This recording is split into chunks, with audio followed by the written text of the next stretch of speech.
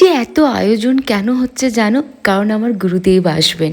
তো আমি চলে এসেছি নিজের মায়ের বাড়ি দুমকা, আর আমাদের বাড়িতে হবে হরিনাম সংকীর্তন। তো এটা হচ্ছে আমাদের ঠাকুর ঘর, আর এই যে সিংহাসনটা এত সুন্দরভাবে সাজানো হয়েছে, এর পুরো ক্রেডিট যাচ্ছে আমার বোন রুবিকে। ও পুরো একা সাজিয়েছে। আর গোপাল সোনার দর্শন করে নাও, কত মিষ্টি লাগছে দেখতে। সমস্ত সব কিছু ও বানিয়েছে, জামা, জুয়েলারি। এইটা হচ্ছে বরণ মালা, এটাও রুবি বানিয়েছে। আর এই যে দেখতে পাচ্ছ ওপর থেকে পুরো নিচে যে আলপনা দেওয়া হয়েছে, মা তো পুরো ব্যস্ত আছে, এটাও রুবি আর আমার বৌদি করেছে। দেখো কত সুন্দর লাগছে দেখতে, কত সুন্দরভাবে আলপনাটা দেওয়া হয়েছে। আমার তো দারুণ লাগছে। এই যে দেখতে পাচ্ছ খুব। আর বাড়িতে এখন লাইটিং করা হচ্ছে, মন্দিরে লাইটিং হয়ে গেছে। ওয়েদারটা কিন্তু একদমও ঠিক নেই। সন্ধে হয়ে গেছে, আস্তে আস্তে সবাই চলে আসছে, আর গুরুদেবের আসার সময়ও হয়ে গেছে। সেজন্য আমরা পুরো ভালো করে রেডি করে নিয়েছি।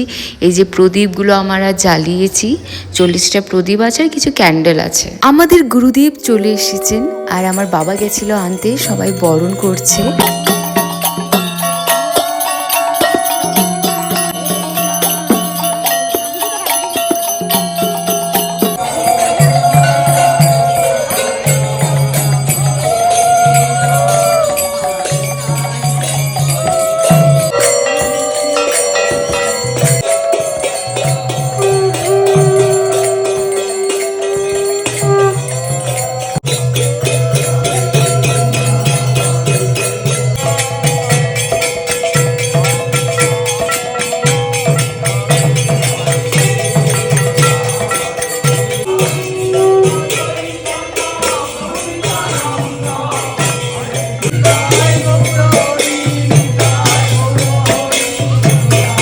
এই যে সন্ধ্যা আরতি শুরু হয়ে গেছে।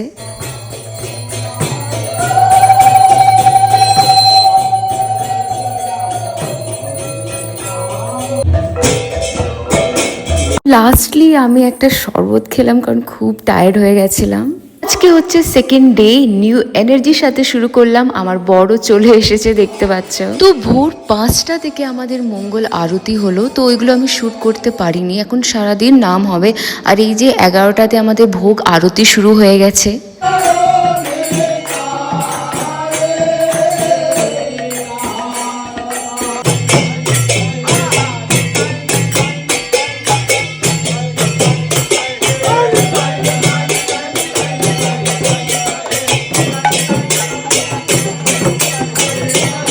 পরিশেষে সন্ধেবেলা কীর্তন পরিবেশনের মাধ্যমে আমাদের এই দুদিনের অনুষ্ঠানের সমাপ্তি ঘটল।